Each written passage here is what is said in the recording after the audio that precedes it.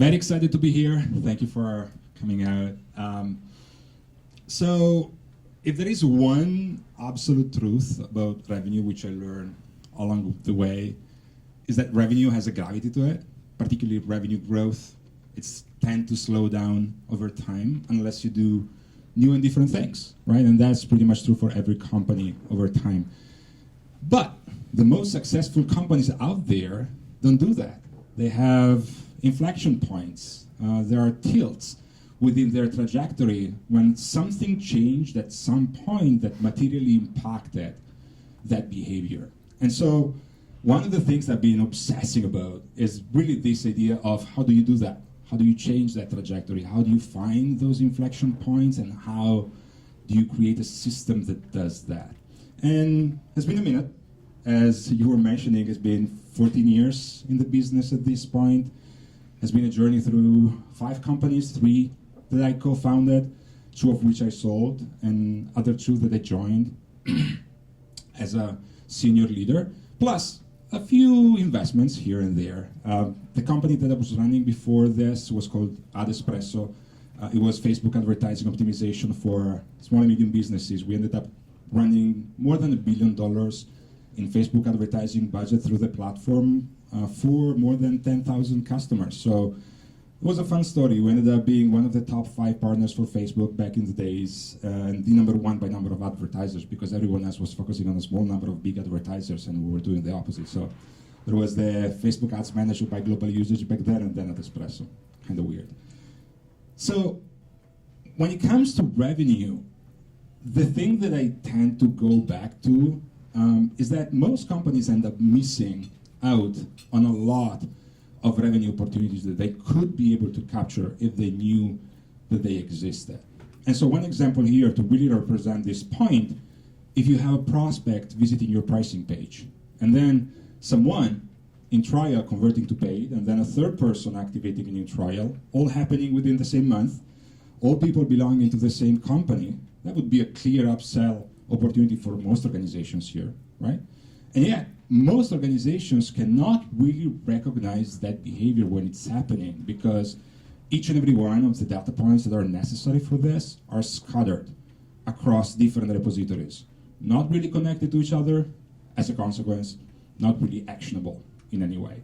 Another example, similar vein, a decreasing in product engagement, several tickets sent to support, ticket requests, and then maybe someone downgrading their subscription. Again, same company, same month, clear at-risk opportunity for most organizations, right? Yeah, very, very hard to identify.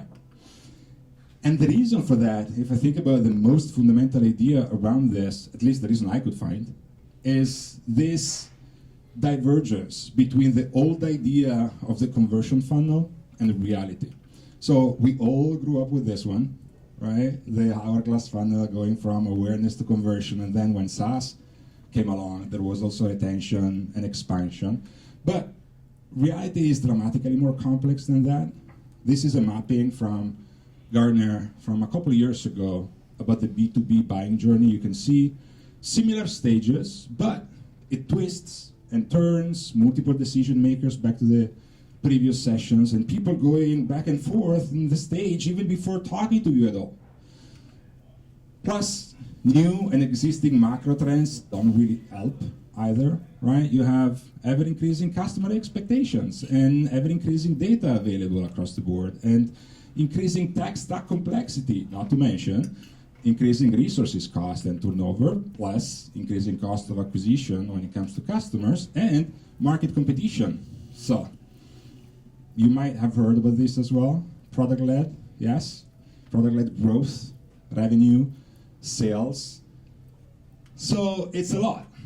And quick question for you, show of hand, how many of you think that your company is doing a great job in keeping up with all of this? Let's say at least 7 out of 10. All right, no one? Like, all right, for the people looking at this remote, like not a single person. So yeah, my goal for today is to share with you 7 surprising learnings from the most forward-looking companies that I could find, that you can start implementing tomorrow. And it's going to be from the most tactical, in the weeds, to the most strategic and high-level one. And it's going to be a listicle format. So, number 7. Averages are a very lazy and, I would argue, misleading way of measuring stuff. So, this is a breakdown from back at Hootsuite, the second company that I joined as a senior exec. And I want to point your attention out to the blue line at the bottom. That's the average conversion rate for Hootsuite back in the days. That's 2%, kind of normal for a freemium type of company as Hootsuite is, you might know it. But if you cohort out and break down those leads by behavior, you can see that those behaviors are dramatically different. There is a green cohort, which is the highest type of conversion, 7x plus on the baseline, and then the yellow area, still pretty good, 2.7x on the baseline, and then the orange one, kind of okay, barely, 0.9x, and then a very shitty one, 0.1x on the baseline. And so, also, the good and very good ones make up for about 27% of the total volume. Fun fact, they accounted for more than 80% of the conversions back in the days. So, couple sound bites there for you. One, expect the power law distribution. Power law distributions are everywhere around us. They rule everything in our lives. This is no difference. 2, define trade-offs for your team. Make very clear the things that you care about and the ones that you don't. Now that you know this, which cohort would you want to focus on, right? And, of course, as a bottom line / pro tip, always ask for a cohorted breakdown of your most important metrics. Number 6, the other 3 dimensions of a deal. One of the things that I found over and over again is that companies struggle to define what's a good deal, based on which criteria. There is very rarely alignment across the organization about this. And this is the best framework that I was able to find. We talked about conversion, of course, which was the slide before, but there is also volume, there is velocity, there is value, right? Having a higher volume of leads that convert worse and slower at more or less the same ACV, why bother? It might be better to focus on a slightly lower volume that converts dramatically better at a dramatically higher ACV at the same time, roughly, or even faster, right? So, recommendation here, quantifying how leads behave through the entire funnel is the new normal, or should be. One of the things that I stumbled over and over again is team growth and revenue teams getting very excited about a 10% lift here, a 15% lift there. But then if you look a little, up or down in the funnel, those gains are lost because those leads are performing worst, either at the very front or at the very back of the funnel. And so net is a wash. And so looking really at the whole funnel is the right move here for you and your team, I would recommend. Number 5. Data as a chore or as a revenue enabler. So, spoiler alert, this is the most likely stage of your marketing automation platform. How do we know? We looked into more than 100 of them, and what we found out is that more than 70% of the fields have less than 30% fill rate, as in contain any value. And let me tell you, that's okay. You can see it here actually on the left. The vast majority of those fields have less than 10% fill-up rate, so it's even more skewed. And on the right, the ones that do have value in them, it's not very many different type of values. Like unique values is usually less than 10. So this is already good enough for most companies to start doing something about it. And yet, most companies go down this rabbit hole of working for 3 months in this big data hygiene exercises, which become 6 months, that end up being 9 months, maybe a year before there is any correlation with revenue at all, right? And so how can you enable your team to start smaller with what they have instead? and create that feedback loop to revenue and really improve in an iterative way. Needless to say, how game changer it is when you start moving from considering data a cost of business to getting the right insight at the right time to the right function of the organization. We heard about this earlier as well. Number 4, let's address this PLG thing. Does every company need to be a PLG company? Arguably, according to what you hear out there, yes. I tend to disagree. Not every company should be a PLG company, per se, necessarily. And if you think about the world, particularly, again, looking back at those sophisticated organizations when they think about revenue, the reason for that is that historically, in the before times, you had MQLs that at some point would become SQLs, right? And now we have PQLs as well, which is the way for product to say, hey, there's us as well, we have data, we can provide it to you, sales, which is great. But if you look at things from a sales perspective, now it's just another bucket of things that you have to take care of, still very disjointed, still very disorganized, still very not actionable, still very confusing.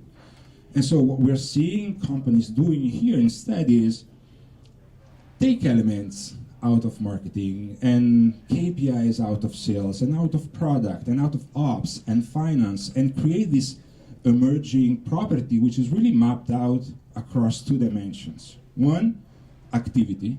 2, fit, which is of course ICP. And you start having this 2x2 matrix where you can start prioritizing based on what's happening across your entire funnel. And of course, high fit, high activity, these are the people that you want to talk to when they're active the most on your online properties, so your sales team should be all over them today, because the fact that they're active today doesn't necessarily mean that they're going to be active in the same way tomorrow, right? And then high fit, not as high activity, still good people, the one that you want to talk to, but not ready for prime time just yet, not there yet. And so what companies do here, they put them through some programmatic stuff, dedicated email workflows and or in product trigger to stimulate that behavior that you want to see so that you can move them up to that higher cohort and engage with them. Low fit, low activity, never a top priority, never get a lot of love from companies. And then there is this other area which is particularly interesting is low fit but high activity. If you have a high representation here, you should ask questions around your definition of ICP. Because if these people are that engaged with you, even if you don't necessarily care about them in the first place, why is that even happening, right? And so, pro tip here, instead of thinking whether your company should be a PLG company or not, think about share of revenue within your company that should be PLG. And yes, absolutely, you should have some PLG revenue within your organization. Some of your revenue should be product-led, and some should be marketing-led, and some should be sales-led. And there should be connectors for when people move from one bucket to the other. So it's a way more useful framework for that. Number 3, engineering revenue requires organizational design. And this should not be breakthrough information, I think, for any of us here. It's about people, processes, and tools. The issue is that most organizations that I see get to the people part. They hire a bunch of folks, they put them in a room, they give them the deliverable, and then 3 months, 6 months, 9 months, a year go by. They barely get to the processes part, sometimes, never get to the tooling part. And it's interesting in that sense. And my, observation, recommendations that should happen as well. And so a couple sound bites for you. When I see well-performing organizations around here, usually they have very cross-functional teams at this very intersection. It's very diverse, very different type of backgrounds and skill sets. And their whole job is to try and be that connector between different departments to break down those silos. When it comes to processes, this is a good one.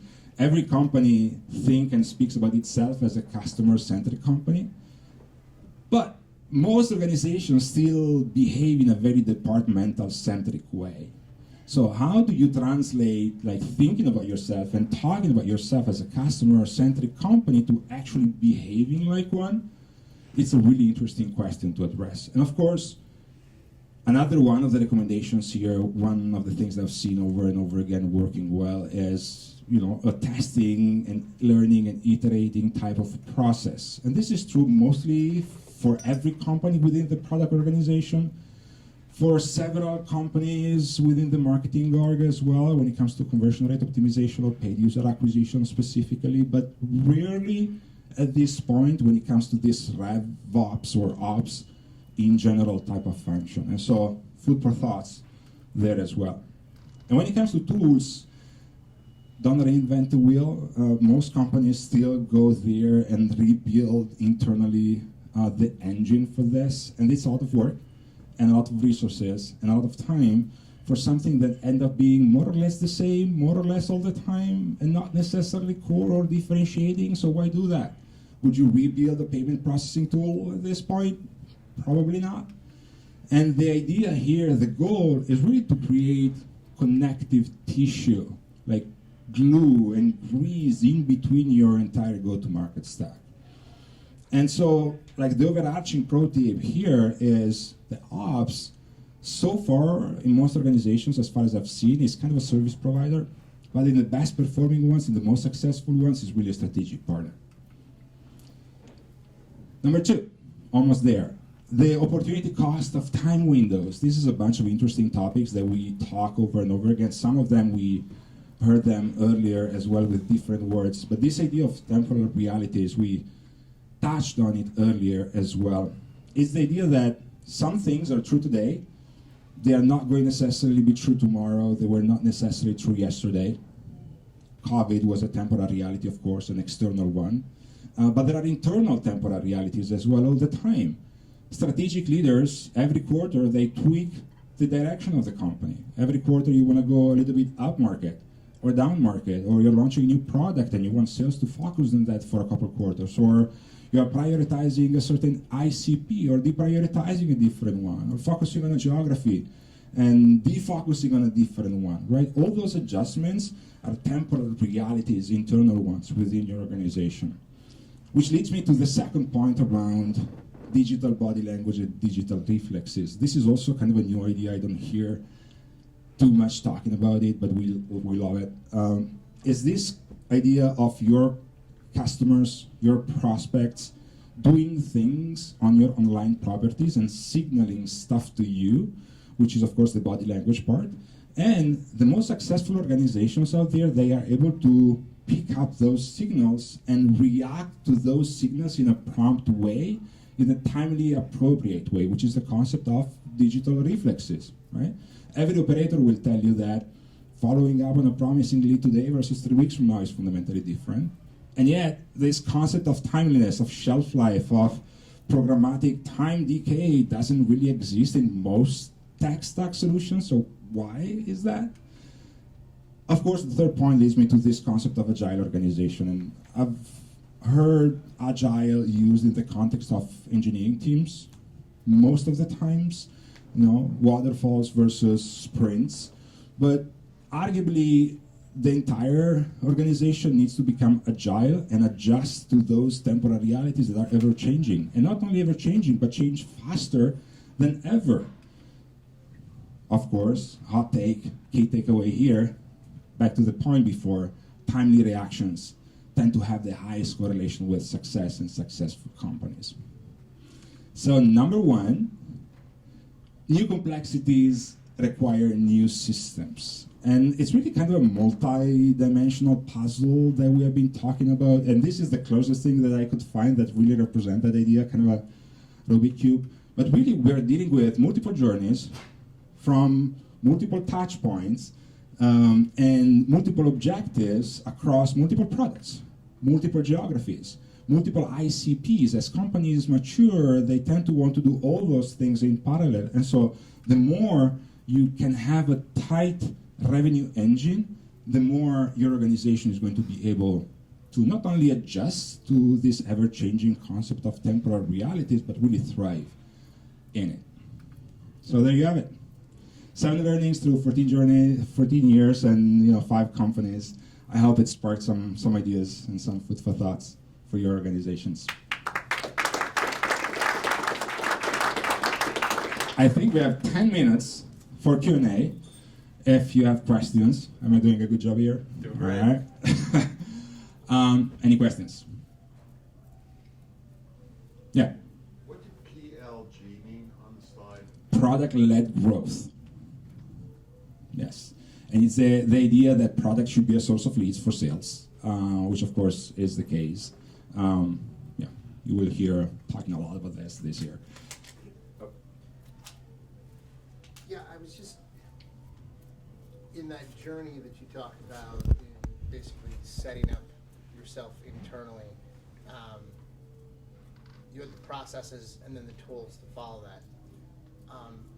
The answer is probably different for every business, but one of the mistakes I've seen firsthand and then secondhand with customers is that they dive into the tool, assuming the process before they fully understand what the process is and what's necessary, and then they either end up unhappy with the tool or, needing something else. Is there an arrival point when it should be clear to you, that you understand your processes well enough to understand what tool you should be looking for? So for the people listening to this remote, the question / observation, or mostly question is, one of the things that often go wrong is when you put the tool before everything else, and yes, absolutely. And so the question is more around how do you juggle the 3 elements all together, or whether processes comes first. I think to me goes back to that feedback loop to revenue, and how you can have an iterative approach that gets something done this month, this quarter, rather than postponing whatever deliverable to 9 months from now. The beef that I have is with this is that if you don't do that, it's going to be kind of a full circle, the never-ending journey, because data is never going to be perfect. Right. This idea of big data, now every company has big data is everywhere, but data is kind of a living and breathing being, right? And you have to deal with that, and so processes, people, and tool is kind of ingredients to a recipe, in my view, if that's an answer, yeah. I would just, based on that first question, what % of your acronyms that you just use off the top of your head do you think most mid to senior executives understand? Oh, that's a good question. So what percentage of acronyms that I used, I think you guys understand?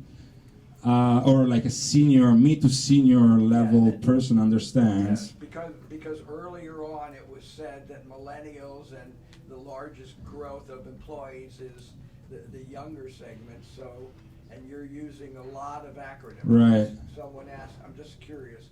I hope at least 2 out of 3. Okay.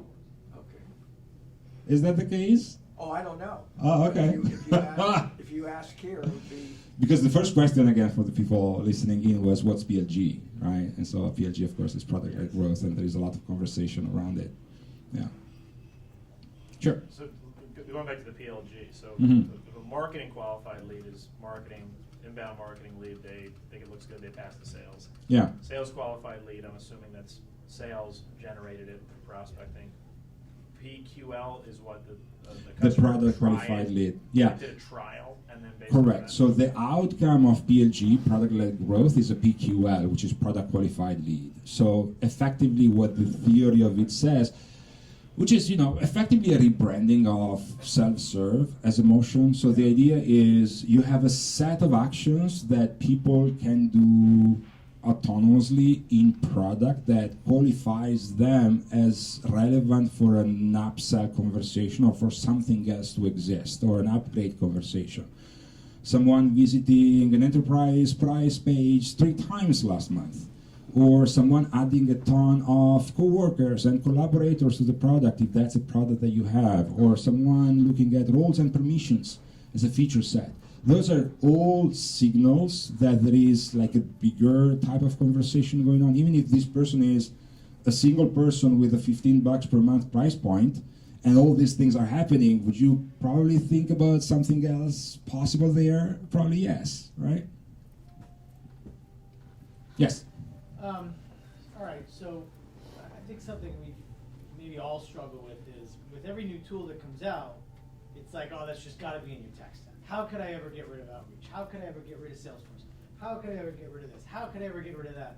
You know, there's more and more almost like necessary tools that we can't live without. The answer to this question is probably different for everybody, but is there any sort of framework that you've seen or that people are using now to better answer that question on what stays and what goes?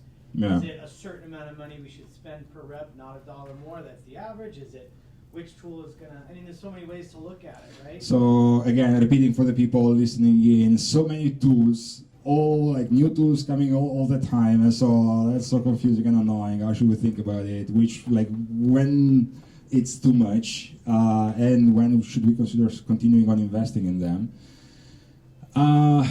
Really good question, a struggle for everyone. The recommendation I would give is, which is admittedly very self-serving, is very much goes in the direction of what we're doing with breadcrumbs. Like, tools should solve functions, should automate part of the work, should give you a cheaper, faster, better way to get to an outcome compared to people. And in that sense, any tool that does that deserves a shot, should be at least considered, because you can reallocate very expensive, very inefficient resources in doing something else that you care about. That's statement number one. Statement number two, the problem that exists today that didn't exist 10 years ago, 10 years ago you would be a Salesforce shop and everything would be within Salesforce.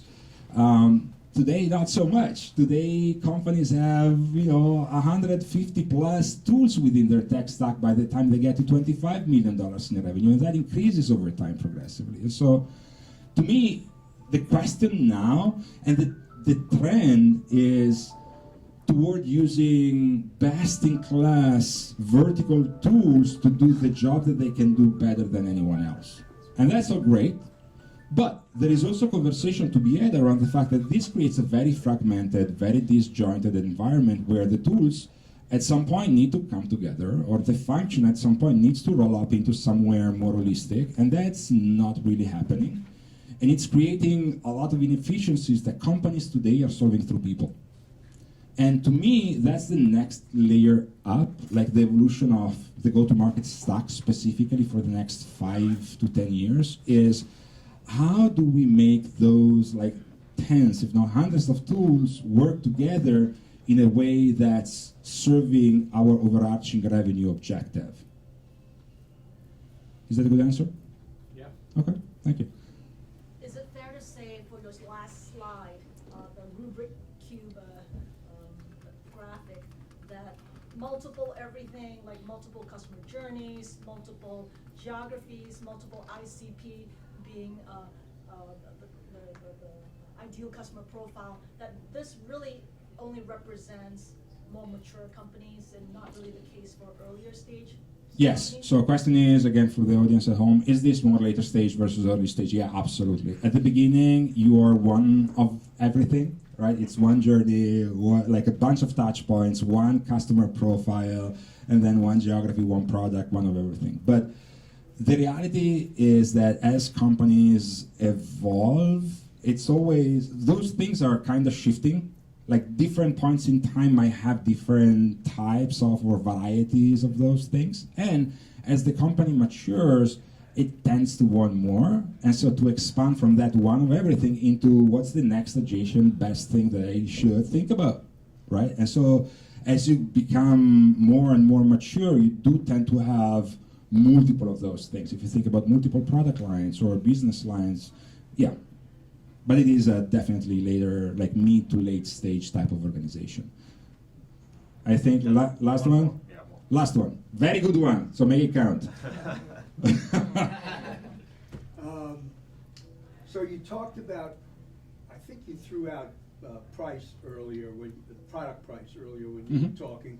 And now we're talking about the size of, or the maturity of the company, which implies size.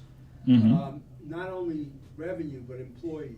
Yeah. What about the price of the product? Does that affect, if you've got something that's $100 a month or something that's 10,000 or 15,000 a month, what's the difference? Oh, hell yes. So again, for the people Is at that a home, good question? it's a very good question and a very complicated one that doesn't have a simple answer. So how does price affect all this, right? Is that a point of conversation? Should be a point of conversation? Absolutely yes. So price and packaging, we barely touched on it, but it's one of the fundamental tools that companies have and should be explored and should be diversified to really maximize on that revenue opportunity growth. So yes, 100 times yes, we don't have time for it, but happy to talk about it separately. Thank you so much.